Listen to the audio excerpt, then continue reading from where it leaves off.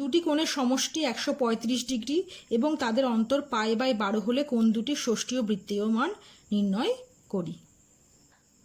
আচ্ছা, π/12কে আগে ডিগ্রিতে নিয়ে গেলাম, এলো 15 ডিগ্রি।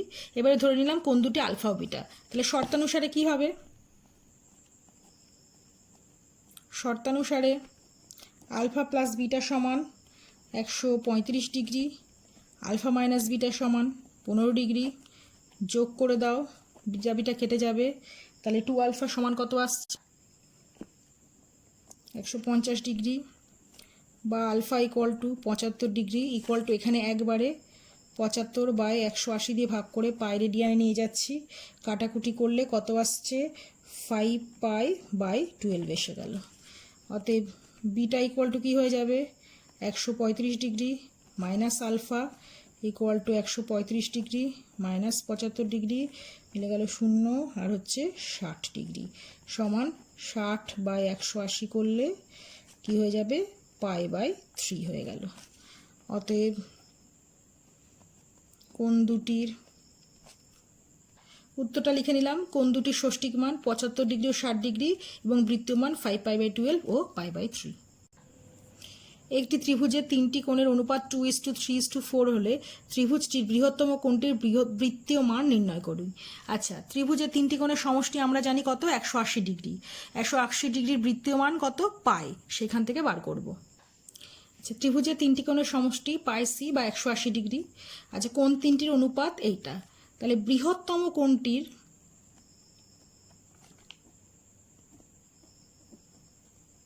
আনুপাতিক ভাগহার।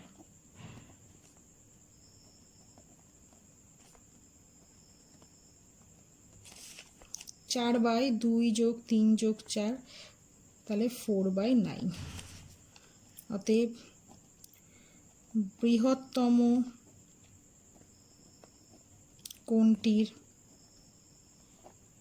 বৃত্তীয় মান কি হবে? পায়ের মধ্যে যতটা থাকবে তার মানে পাই ইন্টু 4/9, 4π/9।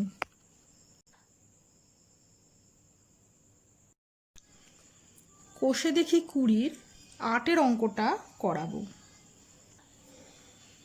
একটি বৃত্তের ব্যাসার্ধের দৈর্ঘ্য 28 সেন্টিমিটার।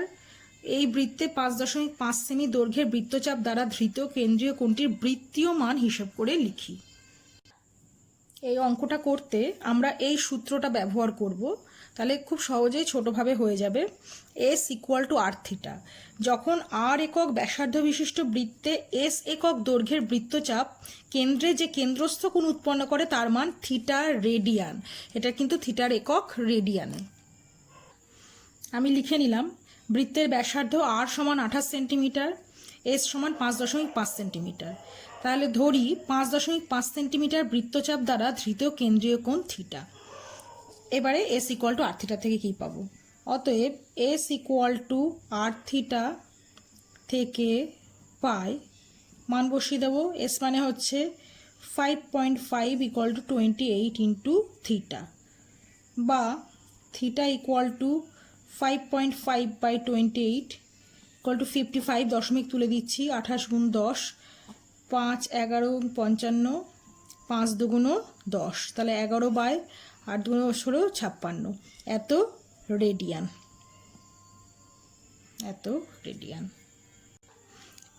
উত্তরটাকে এইভাবেও রাখা যায়, আবার একটু আমরা অ্যাডজাস্ট করে নিয়ে লিখতে পারি। উপরে নিচে 2 দিয়ে যদি গুণ করি তাহলে 2 × 56 রেডিয়ান, বা মাথার উপরে সিও লিখতে পারো, = 22/2 × 7 × 8 = 22/7 × 1/16। 22/7 মান পাই, তাহলে π/16 মাথার উপরে রেডিয়ান লিখে দিলাম। 22/7, যেহেতু 22/7 = পাই, তাহলে এটা উত্তর রাখা যায়, অথবা πc/16। এই অঙ্কটা আরেকটা মেথডে করা যেতে পারে। দেখো, এখানে আমি একটা অকেন্দ্রীয় বৃত্ত এঁকেছি যার ওয়ে ব্যাসার্ধ, এটা তাহলে 28 সেন্টিমিটার। এবারে এই ব্যাসার্ধ ওয়ে তোমার ঘড়ির কাঁটার বিপরীত দিকে এইভাবে পুরো ঘুরে যদি আবার নিজের পজিশনে আসে, তাহলে এখানে মোট কতটা কোণ উৎপন্ন করবে কেন্দ্রে? 360 ডিগ্রি, তাই তো? 360 ডিগ্রি বা 2 সমকোণ, 360 ডিগ্রি বা 2 সমকোণ কোণ উৎপন্ন করবে। তাহলে এই পুরো ব্যাসার্ধটা, এই পুরোটা ঘুরে আসা মানে এক পরিধি ঘুরে আসা। ব্যাসার্ধ পুরো ঘুরে আসা মানে এক পরিধি মানে 2π, আর পুরোটা যদি ঘুরে আসে তার জন্য কেন্দ্রে কোণ উৎপন্ন হবে 360 ডিগ্রি বা 2 সমকোণ। আর বলেছে 5.5 সেন্টিমিটার, ধরো সেইটা হচ্ছে এইটুকু আমি ধরতে পারি, এইটুকু হচ্ছে যদি 5.5 সেন্টিমিটার হয়, তাহলে এইটুকু চাপ যাওয়ার জন্য তাহলে কেন্দ্রে তখন এই কোণটা কতটা উৎপন্ন করবে আমি করে দেখাচ্ছি। তাহলে বৃত্তের ব্যাসার্ধ আর সমান 28 সেমি, বৃত্তের ব্যাসার্ধ 28 সেন্টিমিটার, তাহলে বৃত্তের পরিধি 2π আর সমান 2 গুণ 22 7 গুণ 28 সেন্টিমিটার, সেখানে কাটাকুটি করে বেরোলো 8 গুণ 22 সেন্টিমিটার। তাহলে কি লিখতে পারছি? ঐকিক নিয়মে করব। 8 গুণ 22 সেমি চাপ দ্বারা ধৃত কেন্দ্রীয় কোণ কত? 2 সমকোণ। তাহলে 1 সেমি চাপ দ্বারা ধৃত কেন্দ্রীয় কোণ 2 সমকোণ ডিভাইডেড বাই 8 গুণ 22, আর মোট কত বলেছে? 5.5 সেমি চাপ দ্বারা ধৃত কেন্দ্রীয় কোণ, তাহলে 5.5 গুণ 2 সমকোণ বাই 8 গুণ 22 সমান 55 করে নিলাম। তাহলে নিচে এলো 10, 8 গুণ 22 গুণ 2 সমকোণ মানে 2π। কাটাকুটি করি, 5 11 55, 5 দুগুণ 10, এই দুই কেটে গেল, 11 দুগুণ 22, তাহলে উপরে থাকলো পাই বাই 8 দুগুণ 16, পাই বাই 16, এটা সি লিখে দিলাম একবারে। তাহলে একবারে রেডিয়ানে বেরিয়ে গেল যে 5.5 সেমি চাপ দ্বারা ধৃত কেন্দ্রীয় কোণ π/16 সি বা π/16 রেডিয়ান। 9 অঙ্কটা, একটি বৃত্তের অসমান দৈর্ঘ্যে দুটি চাপ কেন্দ্রে যে কোণ ধারণ করে আছে তার অনুপাত 5:2 এবং দ্বিতীয় কোণটির ষষ্ঠিক মান 30 ডিগ্রি হলে প্রথম কোণটির ষষ্ঠিক মান ও বৃত্তীয় মান হিসেব করি। আচ্ছা, এইটা আমাদের কাজে লাগবে। আমরা জানি যে কোনো বৃত্তের বিভিন্ন দৈর্ঘ্যের চাপের দ্বারা উৎপন্ন কেন্দ্রস্থ কোণগুলির অনুপাত সেই সব চাপের দৈর্ঘ্যের অনুপাতের সমান, এটা আমরা জ্যামিতি থেকে জেনেছি। তাহলে ধরি প্রথম কোণটির ষষ্ঠিক মান থিটা ডিগ্রি, তাহলে শর্তানুসারে কি হয়ে যাবে? θ/30 = 5:2 और θ/30 = 5/2, কাটাকুটি করলাম, তাহলে কি আসছে? और θ = 75, তাহলে θ 75, তাহলে অতএব ষষ্ঠিক মান কোনটার কত হলো? 75 ডিগ্রি, এবং এবারে বৃত্তীয় মান বার করতে হবে, এবং বৃত্তীয় মান 75/180 ইন্টু πc। কেন? একটুখানি লিখে দিই তাহলে।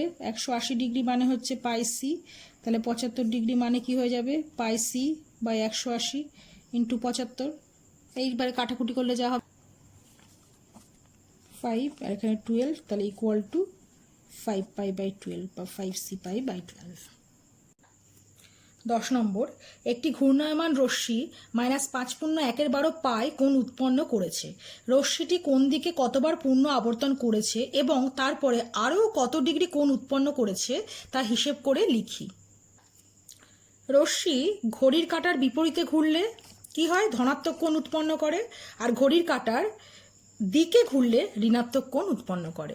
আগে কোণের কনসেপ্ট এটা তোমরা জানতে না, এটা ত্রিকোণমিতিতেই প্রথম জানতে পেরেছো যে ঘড়ির কাঁটার বিপরীত দিকে যদি রশ্মি ঘোরে তাহলে ধনাত্মক কোণ উৎপন্ন হয়, আর ঘড়ির কাঁটার দিকে ঘুরে ঋণাত্মক কোণ উৎপন্ন করে।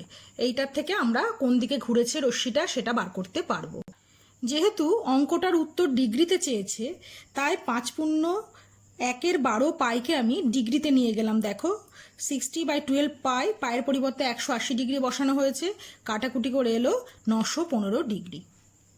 এখন দেখো এইটা যদি রশ্মি হয় মানে ব্যাসার্ধটা, তাহলে ঘড়ির কাঁটার বিপরীত দিকে পুরো একবার ঘুরে আসা মানে কেন্দ্রে কত কোণ উৎপন্ন করবে? 360 ডিগ্রি, আরও যদি একবার ঘুরে আসে প্লাস আরও 360 ডিগ্রি, এইভাবে কতবার ঘুরবে, পূর্ণ আবর্তন করবে এবং তারপরে আরও কতটা যাবে সেটা পাওয়ার জন্য কি হবে, 915কে আমরা 360 দিয়ে ভাগ করে দেব। তাহলে 915কে 360 দিয়ে ভাগ করলে দুবার গেল, তাহলে 720 আরও 195 এলো, অর্থাৎ গিয়ে কিনা দুবার পূর্ণ আবর্তন করবে, একবার দুবার 360 প্লাস 360 720 করবে, তারপরে আরও কতটা গেছে 195, মানে আরও এই এতটা মতো গেছে, এই এতটা আরও 195 ডিগ্রি গেছে, তবেই গিয়ে তোমার 915 ডিগ্রি মোট হচ্ছে। তাহলে এখানে বোঝা যাচ্ছে এই যেটা দুবার পূর্ণ আবর্তন করেছে তারপরে আরও 195 ডিগ্রি গেছে। একবার পূর্ণ আবর্তন করার অর্থ 360 ডিগ্রি কোণ উৎপন্ন হওয়া। ঠিক আছে, যেহেতু ঘূর্ণায়মান রশ্মি ঋণাত্মক কোণ উৎপন্ন করেছে, অতএব রশ্মিটি ঘড়ির কাঁটার দিকে দুবার পূর্ণ আবর্তন করেছে ও তারপর ঘুরে আরও 195 ডিগ্রি কোণ উৎপন্ন করেছে। এটাই 12 নম্বরে ABC সমবাহু ত্রিভুজের BC ভূমিকে ই পর্যন্ত এমনভাবে বর্ধিত করলাম যেন CE সমান BC হয়। এই যুক্ত করে ACE ত্রিভুজের কোণগুলির বৃত্তীয় মান নির্ণয় করি। এখানে আমি ABC একটি সমবাহু ত্রিভুজ এঁকে নিয়েছি। সমবাহু ত্রিভুজের প্রতিটা কোণের মান সমান, তাহলে এইটা এইটা এইটা প্রতিটা সমান এবং মান হয়ে যাবে 60 ডিগ্রি করে, প্রতিটা কোণের মান হয়ে যাবে 60 ডিগ্রি। এইবারে যেহেতু এইটা 60 ডিগ্রি এবং এই পুরোটা 180 ডিগ্রি, তাই এইটুকু কি হয়ে যাবে, এইটুকু হয়ে যাবে 180 বিয়োগ 60, মানে কত হয়ে যাবে, এইটুকু হয়ে যাবে, মুখে মুখে আমরা পেয়ে যাচ্ছি 120 ডিগ্রি। এইবারে আবার দেখো কি বলেছে যে বিসি সমান করে সিই আঁকা হয়েছে, তাহলে বিসির দৈর্ঘ্য আর সির দৈর্ঘ্য সমান, আর বিসি আর এসির দৈর্ঘ্য যেহেতু সমান, তাহলে এসির দৈর্ঘ্য আর সির দৈর্ঘ্য সমান, তাহলে এসিই ত্রিভুজটি সমদ্বিবাহু ত্রিভুজ। সমদ্বিবাহু ত্রিভুজের দুটো বাহু সমান হলে বিপরীত কোণ সমান হয়, তাহলে এই কোণ আর এই কোণ সমান হয়ে যাবে। এবার যেহেতু তিনটে কোণের সমষ্টি 180 ডিগ্রি, তাহলে 120 বাদ দিলে এই দুটো সমষ্টি 60 ডিগ্রি, তাহলে এখানে প্রত্যেকটা কোণ কত হয়ে যাবে, 30 ডিগ্রি। বাজেভাবে এলো এটা আমার, এটা হয়ে যাচ্ছে 30 ডিগ্রি। তাহলে 30 ডিগ্রি আর 120 ডিগ্রিকে বৃত্তমানে নিয়ে গেলেই যা বললাম এটা এখানে লিখেছি। যেহেতু এবিসি সমবাহু ত্রিভুজ, অতএব এবিসি কোণ, বিসিএ কোণ আর সিএবি কোণ 180 ডিগ্রি। আবার এসিই সমান 180 মাইনাস এসিবি সমান 120 ডিগ্রি বেরোলো। আবার বিসি সমান সি ইমপ্লাই করছে এসি সমান সি, কারণ বিসি আর এসি সমান। তাহলে অতএব এ সিই কি হয়ে যাবে, সমদ্বিবাহু ত্রিভুজ। এসি সমদ্বিবাহু ত্রিভুজ, তাহলে অতএব কোণ সিএই সমান কোণ হচ্ছে সিইএ সমান কি হয়ে যাবে তোমার, একবারে এসে যাচ্ছে 30 ডিগ্রি।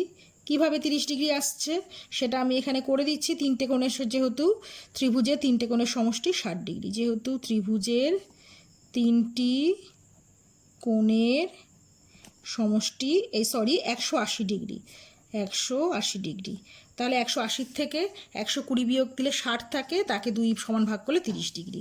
এইবারে অতএব কোণ সিএই সমান কোণ সিইএ সমান 30 ডিগ্রি।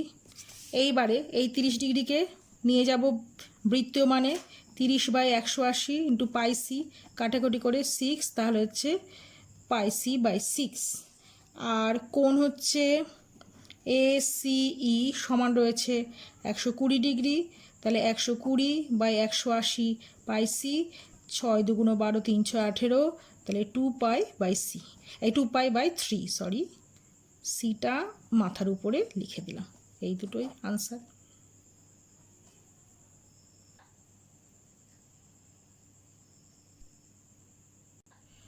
13টা কোনো চতুর্ভুজের তিনটি কোণের পরিমাপ যথাক্রমে π/3, 5π/6 ও 90 ডিগ্রি হলে চতুর্থ কোণটির ষষ্ঠিক ও বৃত্তীয় মান হিসাব করে লিখি। আচ্ছা, আমরা জানি চতুর্ভুজের চারটি কোণের সমষ্টি 360 ডিগ্রি বা 2π। ক্লাস 8-এ একটা পড়ানো হয়েছিল না, n সংখ্যক বাহু বিশিষ্ট বহুভুজের অন্তঃকোণগুলির সমষ্টি কী ছিল? 2 × n-2 ইন্টু সমকোণ।